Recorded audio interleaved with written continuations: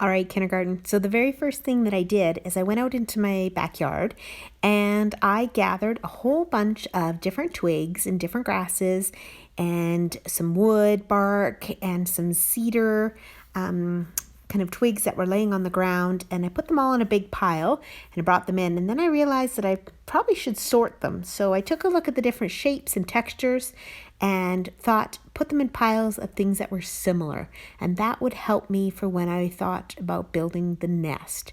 So then I could think about what I wanted to use and what different textures I wanted to use. Then I took my modeling clay and I opened up the package.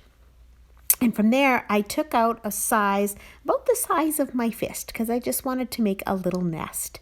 And working that in with my fingers and molding it together, I started to roll it into a ball first, and then use my thumbs to push a hole in the center. And that created almost like a little cup. And that's what I used for the base of the nest. I had a little bird that I decided to see if it fit in there. And that's the little bird that's going to sit inside my nest. So the first thing I did is I took some twigs and some different colored twigs and put them around the edge of the nest first. Taking a look at the curved shape, put them on, and then I decided to put some along the sides too. Now they weren't sticking so well, so I had to take the clay and had to kind of mold the little twigs in there so that they'd stay a little bit better. And then I started to put some softer things inside the nest because I wanted my little bird to sit somewhere soft.